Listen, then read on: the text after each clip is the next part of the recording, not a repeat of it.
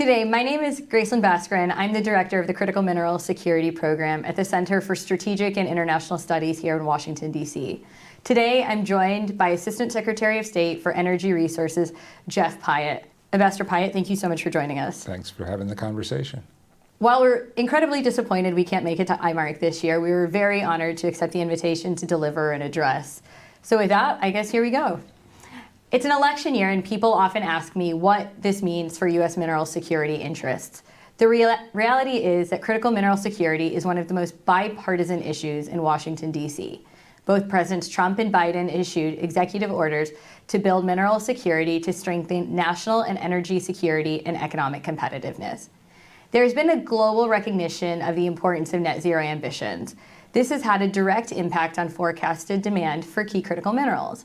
Modeling undertaken by the IEA in 2020 showed that we would go from needing roughly 7 million tons of critical minerals in 2020 to nearly 150 million tons by 2050. Mining companies saw sunshine in the years to come. In fact, at the beginning of 2021, JP Morgan analysts took a bullish view on minerals and metals, suggesting that the world had likely entered its fifth commodity supercycle since the early 1900s. A supercycle, by definition, spans at least 10 years. But today, cobalt, nickel, and lithium prices are nearly at 4-year lows. What we didn't see coming were the exogenous shocks that followed the Paris Agreement. They had a significant impact on global minerals demand and depressed private sector mining activity. A quick look at what's driving this. First, we had the COVID-19 pandemic, which neither you nor I expected. We saw an unprecedented amount of fiscal support go to businesses and households, which drove up demand and prices, triggering inflation. In response, central banks worldwide raised interest rates. Here in the U.S., the Fed raised interest rates 11 times in 2022 and 2023 to rein it in. When interest rates are high, people buy less things like cars, computers, household appliances, and luxury goods. Data shows an inverse relationship between interest rates and commodity prices. The higher the rates, the lower the base metals prices. We saw this particularly on electric vehicles. I'm from Detroit. I love the automotive industry. However, until March 2023, dealerships sold EVs faster than gasoline-powered vehicles. But when the Fed raised interest rates to 5% back in April last year, a significant divergence emerged. Your gasoline-powered vehicle began selling faster than EVs, which were $52,000 on average. By the end of 2023, the EV took nearly 70 days to sell in the US compared to 42 days for a gasoline-powered vehicle. Second was the slowdown of the Chinese economy. 5 years ago, many of us thought the Chinese economy was too big to fail. But growth over the last 2 decades was remarkable. Between 2000 and 2009, GDP growth rates were between 5.6 and 13.6%. It was the biggest off-taker for the world's base metals. But China's economy has slowed down quite considerably, and some of these challenges are structural in nature. High levels of local government debt, a collapsing real estate market, high youth unemployment. In 2022, China's economy grew just 3%. This was the second lowest since 1991, only behind the COVID-19 pandemic year of 2020. And in 2023, most of the world was still raising interest rates, but China was cutting theirs. Data from 2024 showed that China was actually starting to experience a decline in consumer prices, which we call deflation. April 2024, Fitch downgraded China's economy from neutral to negative. China's economy is no longer the world's biggest engine of growth, and instead, muted demand will affect minerals-intensive goods and prices. The IMF recently raised alarm on China's fiscal situation and noted its economic outlook was tilted to the downside. And finally, we've seen market manipulation, and this has been particularly felt in Australia. Despite low demand, Chinese government-backed firms are ramping up production, which is putting downward pressure on commodities prices and forcing Western companies to close.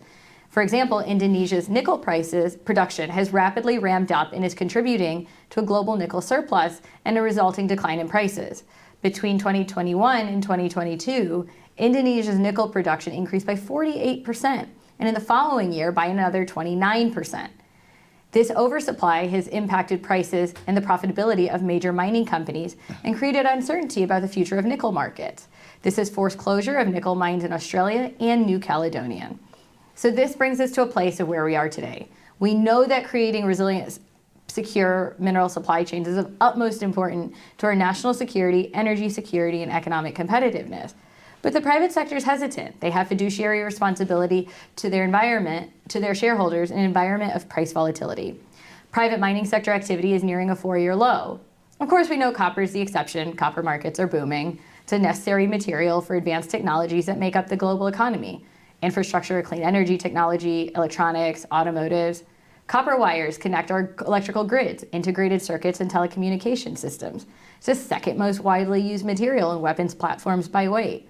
It's vital for the modern economy. Copper demand is expected to grow not only because of renewable energy, but also growing population, urbanization, artificial intelligence boom. In order to meet net zero emissions, the Biden administration goals, annual copper supply would need to double by 2035. The AI industry is putting more pressure. Data centers that process AI applications could demand up to 200,000 metric tons of copper per year by 2025, adding another 2.6 million metric tons to the copper deficit in 2030. So what do we need to do? A couple quick recommendations before we turn it over to the real expert and Assistant Secretary Pyatt. First, governments need to step in and create incentives for the private sector investment, provide loan guarantees and concessional financing to reduce the cost of capital. This is particularly true for junior mining companies, and the U.S. has made a lot of headway in creating these government partnerships to incentivize that investment in recent years. Second, we need to focus on building responsible mining practices to reduce the friction between government, mining companies, and indigenous communities. We have an obligation to minimize the negative health and environmental externalities for the mining sector. Third, we need to invest in recycling. I once asked a friend in the mining industry, how much do we need to mine? His answer, as little as possible. We need to build our recycling capacity in the circular economy. And finally, we need to work together, and not necessarily in just a historical friendshoring way. We need old friends and new friends. We will not meet the growing demand for minerals alone. We need to work with countries in places like Africa, Asia, and Latin America, given their deep mineral reserves, much of which are unmapped and undertapped. But we need to create a more mutually beneficial model of mining to ensure countries are benefiting from their resources in an equitable manner. With that, you've heard far too much from me, and I'm going to turn it over to Ambassador Pyatt. Great. Well, first of all, it's wonderful to join Gracelin for this conversation. It's also great to be able to speak remotely with friends at IMARC. I'm sad that I can't be there personally, but I want you to understand how strongly my team in the State Department's Energy Bureau is focused on our alliance with Australia. As somebody who spent a big chunk of my professional career working in and on the Asia-Pacific region, Australia has always loomed very large. But that is more true than ever over the past 2 years that I've been responsible for leading the State Department's energy diplomacy. Australia is, of course, a superpower when it comes to issues of energy, and especially energy minerals. It is one of the world's largest producers of lithium. It's a major source of traditional energy going into global markets, especially in Asia.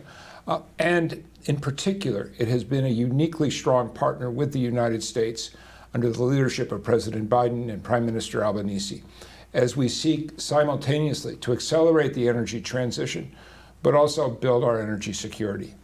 I had an opportunity to appreciate this even more in the spring, or I guess in your fall, when I traveled to Western Australia and Perth.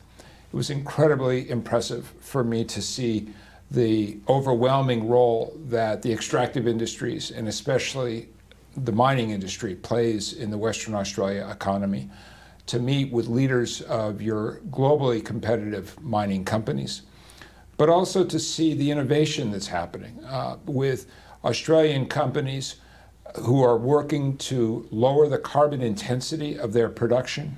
All the innovation that's being led by companies like Fortescue, BHP, Rio Tinto, looking at how to lower the energy requirements of mineral extraction and processing, innovation in areas like clean hydrogen, the decarbonization of the large amounts of materials that have to be moved to support the extraction of energy minerals. I'll always remember listening to Andrew Forrest talking about his infinity train and the concept of developing an electric-powered locomotive that would deliver iron ore from the mine face to ports with essentially zero net energy requirement, by capturing the latent energy of descending to sea level and then using the storage of that energy to carry the locomotive back up to the mine face. That's exactly the kind of innovation that I know Australian companies are going to be principal partners for the United States with. And then, of course, we have some of the largest foreign investment in Australia by American companies working in the energy space. But I also have a clear sense, in part because Ambassador Rudd has been very, very vocal on this issue here in Washington, D.C., of how the Australian mineral economy has been rocked by the distortions that are produced in particular by China's overproduction of key minerals like lithium and nickel, by the lack of transparency in pricing, and by the reality that as we look out to the future, as Gracelin talked about, the world is going to need massively increased quantities of cobalt, lithium, nickel, zinc, copper, and rare earths in order to meet our energy transition goals. But we want to do so in a way that doesn't enhance China's ability to manipulate markets and to undermine our national security, or for that matter, the national security of our allies. So I will be very interested to hear some of the takeaways from this year's IMARC at a particularly central moment in the conversation about the nexus between energy minerals and energy security. I will also be keen to see the recommendations that emerge on these issues of pricing. The Biden administration has committed through our Critical Minerals Task Force, led on the Australian side by Minister King, to having a very intense collaborative partnership with our Australian allies on these issues. As in so many aspects of the U.S. Australian relationship, we enjoy a uniquely strong set of ties, but we're also working together across the Indo-Pacific region, through the Quad, through our work with key allies in Asia, like Japan, like Korea, the investments that happen in both directions. So we've got a lot of work ahead of us. I'm very proud of what we've established with my team and our colleagues at DQ and DFAT through the U.S. Australia Energy Security Dialogue. But I also recognize that at the end of the day, the proof of our success is going to be what our companies are able to do together. So I wish you the very best for your conversations there in Australia and look forward to teasing out some of these issues with Gracelin over the next couple of minutes. I'm personally very disappointed I'm not in Australia, so we'll have to put it on our agenda pretty high for next year. So one of the questions I have is, you were in Australia earlier this year, and I'd love to hear a little bit more about your insights. But I think back to when I lived in Australia 10 years ago. And I remember all the way back then, Australia had already committed to becoming a mining center of excellence. You know, mining's contribution to Australia's GDP is about 15%. It's like 1% of ours, maybe on a good year. So it is such a significant ally in that way. What were your key takeaways from your trip to Australia? So first of all, I love getting to Perth because it reminded me of my hometown of San Diego. There is no city in the world that has the same vibe that San Diego does more than Perth, in my experience. But also because of what you described, which is the centrality of mining and all the extractive industries in the Western Australia economy. Just doing the flight from Melbourne to Perth or Perth to Canberra, as I did, is a good lesson in the geography of Australia and how big Western Australia is, but also how much space there is. The tremendous, tremendous potential. And it was so interesting to see the innovation that's happening, for instance, in electrification of mining operations in Western Australia, leveraging the region's enormous abundance of wind and solar resources. Hearing from Australian companies about some of the work they are doing to lower the above-ground footprint of their operations.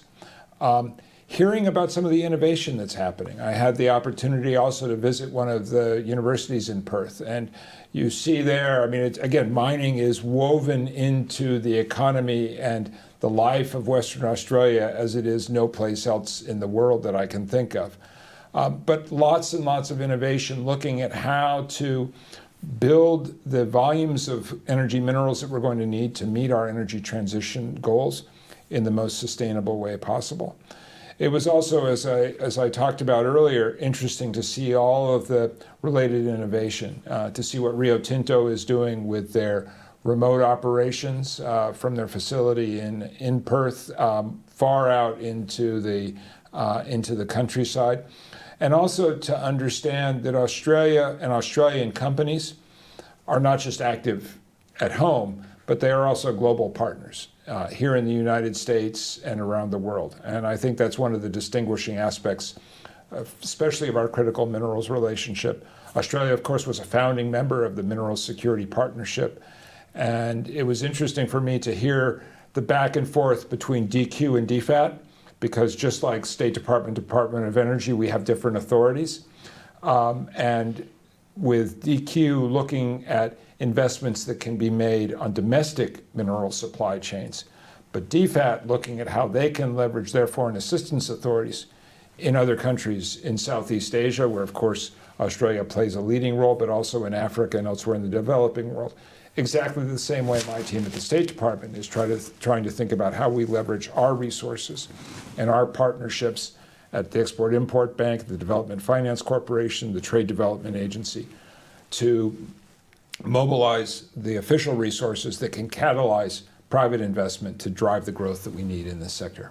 You made a lot of good points there, so I'm going to start with the human capital, the education environment. Australia, if you look at the top 12 mine engineering programs in the world, Australia has 4 of them. A lot of our mining talent, technical management has started in Australia and been exported to the world. I look at one of our own American mining companies, Newmont, is run by an Australian, Tom Palmer. So how can we better collaborate to build human capital, which is not only a U.S. shortage, but it's a global shortage in the mining industry? How can we strengthen that collaboration on the education front? So first of all, we have to be smarter. And again, the experience of going to Perth was so helpful because it really puts a human face on a lot of this. And I think on my flight I came in through Melbourne, and I think on my flight from Perth, I was probably one of the only people on that plane who wasn't carrying a hard hat on my backpack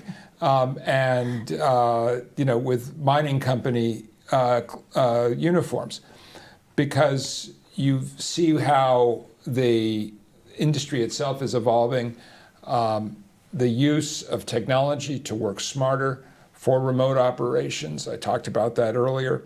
The issues around electrification that I alluded to as well. We have exactly the same challenges here in the United States.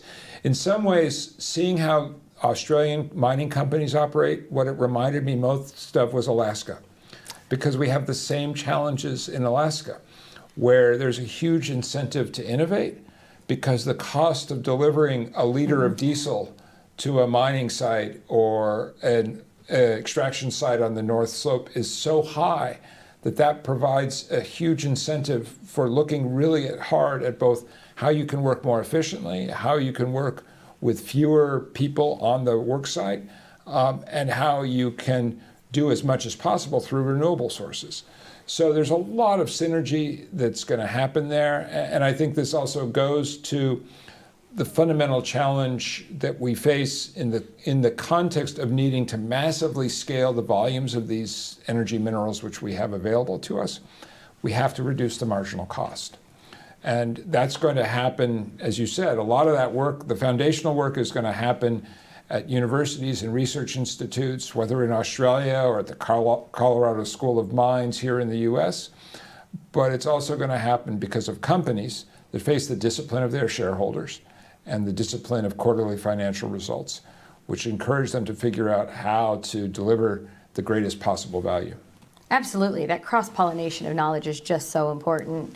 I was thinking, we were talking about rare earths earlier, which we know is like a central focus given the reliance on China for processing rare earths for 90%. It's an Australian company who actually received the Defense Production Act company to build our rare earth separation facilities in the US, which will be the first in the hemisphere and one of the biggest outside of China. How do we continue to ensure that capital is moving in a way that maximizes outcomes? So that's one of the things that we're committed to work on together through the U.S. Australia Critical Minerals Task Force. We also need to figure out how we leverage other allies. So Australia, for instance, has been particularly successful in some of these processing sectors also working with partners like Japan, leveraging the resources that Japan is able to mobilize through JOGMEC. And I think the ability to mobilize, especially in these industries like mining, which is unique in terms of the enormous upfront capex that's required to grow a facility, and the burden that that creates and the requirement that that creates for patient capital. And then figuring out how to avoid the temptation, the corporate temptation to say, well, we're just going to buy the cheap product from China because it's so darn expensive to create an alternative supply chain. There, in fact, is a hidden cost of energy insecurity, and we need to internalize that. Just as I think Europe has learned that the price tag of cheap Russian gas is not just what Gazprom charges, it's also the energy insecurity that comes with that dependence. And that's something that our two governments are talking about intensively. We're doing so in the face of challenges created by two moving targets. One is the head start that China enjoys, which gives China the ability to manipulate markets, as it is doing today, for instance, with oversupply of lithium, but also the reality that future demand is going to far outstrip what we have today.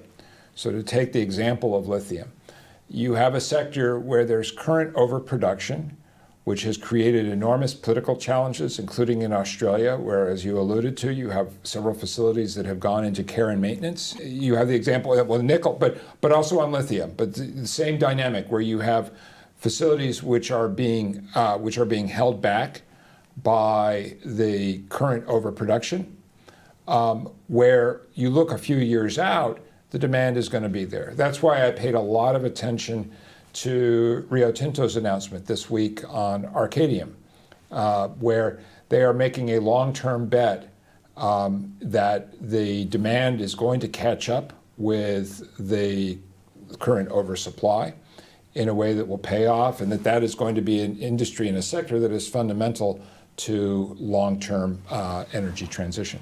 It's interesting. It's lithium, it's nickel, it's cobalt. I mean, I'm thinking about how America's only primary cobalt mine opened and closed last year, right, partially because Chinese companies in the Congo are producing so much cobalt. Yeah. So it's like a systemic challenge we have across the board.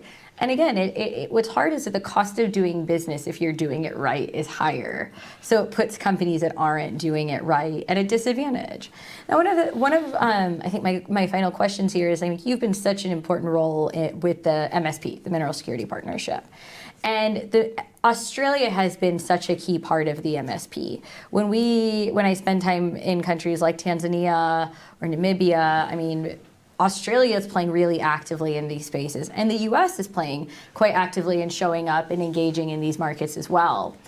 What has been the added benefit, and how can we strengthen our partnership working together with our Australian friends in emerging markets? Because it's going to be impossible to meet future need if I take China out of the calculus and to try to do it without our emerging markets. Yeah.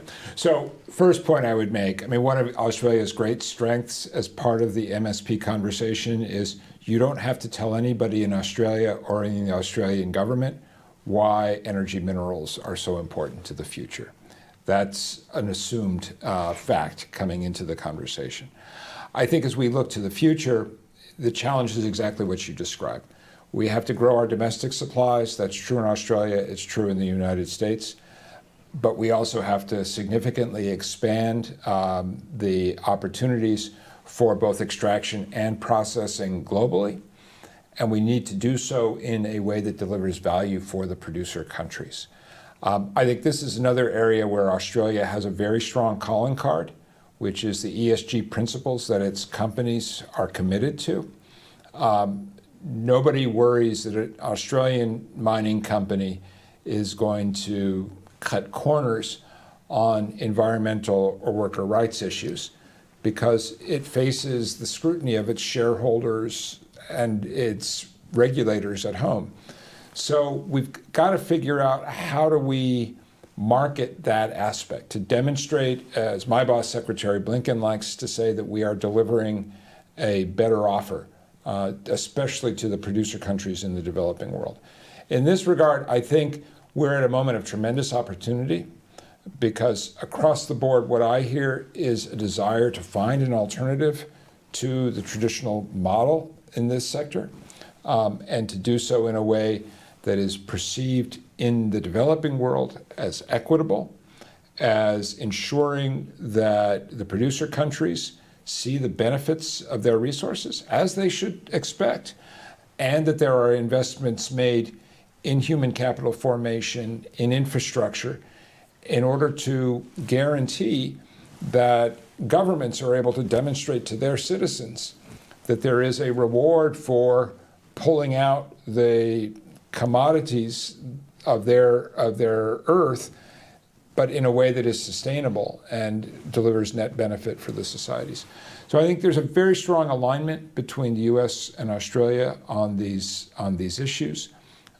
There's obviously a very, very strong political commitment in both Washington and in Canberra to being seen to be working together, and that's the advantage of working with a longtime ally like Australia, is everybody's very comfortable with each other. You could argue, both you and I are here in Washington, where you could argue Australia may have the best brand of any country in the world in the United States right now. I've never met anybody who doesn't have good feelings about Australia and our Australian allies. So we got to figure out how we leverage that into these critical sets of issues where there's a very strong political alignment in terms of the destination that we want to reach. You made some great points, and I think there's three key takeaways I take from this conversation. One is that partnership is really important to increase investment in the U.S., to increase investments in Australia and in emerging markets, but in a way that we can create a resilient mine to manufactured supply chain. Sometimes we have a tendency to talk about just the minerals or just the processing or just the manufacturing.